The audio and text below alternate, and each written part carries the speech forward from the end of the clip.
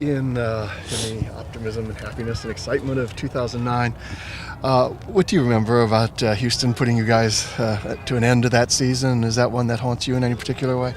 Yeah, I mean it was a frustrating one because it was a series that ended with an overtime goal, ended down in Houston. I think Brian Ching scored the goal, so memory still serves me correctly. It was something that we had done really well. We had gained our confidence at the beginning of that season. We went into the playoff series. We felt pretty good about where we were at defensively. I thought we were a pretty strong team that year defensively with Tyrone Marshall and some others in the back. And offensively, we just couldn't get on track. But the game in Houston, I remember we had some really good looks, some good chances. I think Freddie Lundberg had a really good chance. I think Montero had a really good look that we just didn't score on. And it was just frustrating not getting past. And sometimes when you look at the history of a club, if you maybe get past that first series, it changes each subsequent year because that confidence just grows even greater. But it's what's good about it is we were in the playoffs, and we've been in the playoffs every year since, and we plan on being there again.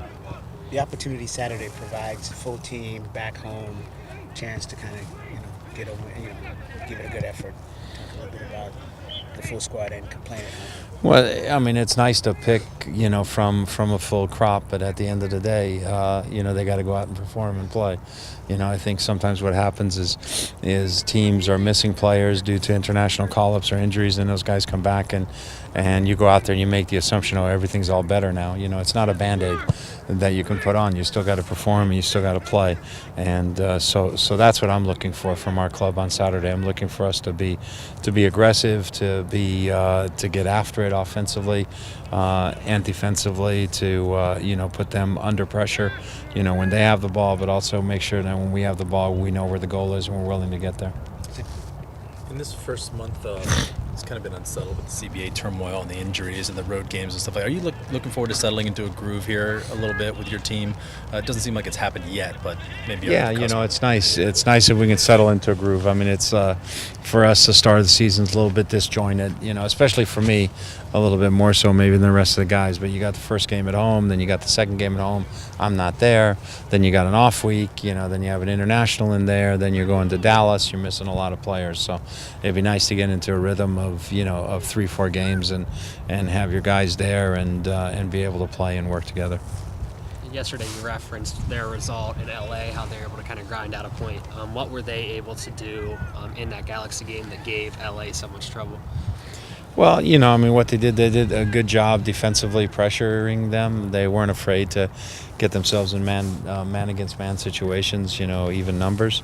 Defensively, their team, their coach is a very upbeat guy, so he puts a lot of confidence and spirit into the team, and they played with that confidence and spirit. They're always dangerous on set pieces. They obviously scored in LA on a corner kick, that was swung across to Horst, and so that's something you always got to respect with them as a team. And they're also pretty direct, so they put LA a little bit on their heels because they're looking to play in behind their defense, and they're looking to spring Giles Barnes and things like that. So that's what allowed them to do well in that particular game. But they grounded out. LA had some chances, and they did a good job of limiting those chances.